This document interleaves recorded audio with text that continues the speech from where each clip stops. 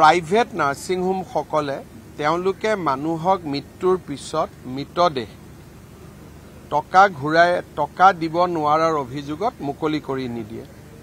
দ্বিতীয়তে তেওঁলোকে বহুত পেচেণ্টক টকাটো দিব নোৱাৰাৰ কাৰণে অতিৰিক্ত দিন নাৰ্ছিং হোমত থাকিবলৈ বাধ্য কৰায়।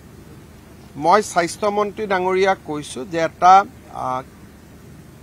কল চেণ্টাৰ নম্বৰ এটা দিব লাগে, 102 হওক 103 হওক, যি পেচেণ্টে এনেকুৱা অসুবিধা পায় তেওঁলোকে যাতে লগে লগে সেই কল চেণ্টাৰটোত ফোন কৰি দিয়ে আৰু আৰক্ষীয়ে গৈ পেচেণ্টজনক হস্পিটেলৰ পৰা লৈ আহিব পাৰে। কাৰণ ভাৰতৰ সংবিধান আৰু আইনে কোনো ব্যক্তিৰ মৃতদেহ ধৰি ৰখা বা কোনো পেচেণ্টক টকা দিব নোৱাৰাৰ কাৰণে ধৰি ৰখাৰ অনুমতি নিদিয়ে।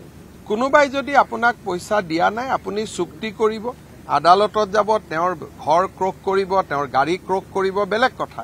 কিন্তু মানুহজনক ধৰি ৰখাৰ নিয়মটো নাই। সেইটো আৰ্টিকল 21ত লিখা আছে ভাৰতৰ সংবিধানৰ যে জীৱন সকলোৰে অধিকাৰ, ইয়াক কোনেও কাকো ধৰি ৰাখিব নোৱাৰে। ইভেন পুলিচেও কাবাক ধৰি ৰাখিলে কোৰ্টক জনাব লাগে। নাৰ্ছিং হোমে মানুহক ধৰি ৰাখে, কোৰ্টকো নজনায়, পুলিচকো নজনায়, মাটি বাৰী বিক্ৰী কৰিব বাধ্য কৰায়। গতিকে এই বিষয়ে আমি চিন্তা কৰি আছো। আপোনালোকে ভাল খবৰ এটা পাব। 2 দিনতে আমি ইয়াৰ ওপৰত এটা কেবিনেটত আলোচনা কৰি এটা সিদ্ধান্ত ল'ম যাতে নাৰ্ছিং হোমত পেচেণ্ট আৰু ডেড বডি দুইটাক যাতে ধৰি ৰাখিব নোৱাৰে। টকা পইচা লাগিলে অহাৰ আগতে এডভান্স লওক, আমাৰ ক'বলগীয়া নাই। আৰু মইতো নাৰ্ছিং হোমসকলক সদায় কওঁ যে এনেকুৱা পেচেণ্টক আপোনালোকে ল'ব যোনে আপোনালোকক টকা দিব পাৰিব।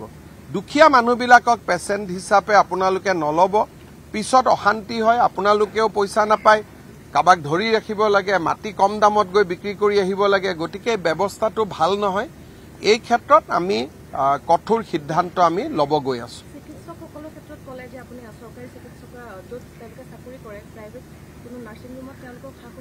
আমি সা সুবিধা সমান কৰিব লাগে, তাৰ কাৰণে আমি কেইটামান চিন্তা কৰি আছো। ডক্টৰসকলক একোখন গাড়ী দিয়া, ডক্টৰসকলক বিভিন্ন ধৰণৰ স্পেচিয়েল ইনক্ৰিমেণ্ট দিয়া, তাৰ ওপৰত আমি ইতিমধ্যে কাম কৰি আছো।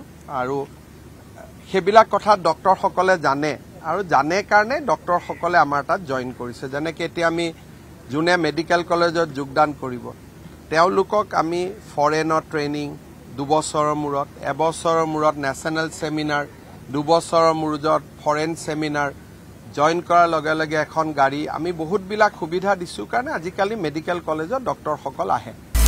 আপুনি বিচৰা বাতৰি পাব কেৱল নিউজ 18 এপত। নিউজ 18 এপ ডাউনলোড কৰিবলৈ স্কেন কৰক এই QR কোড। গুগল প্লে ষ্টৰতো পাব এই নিউজ 18 এপ।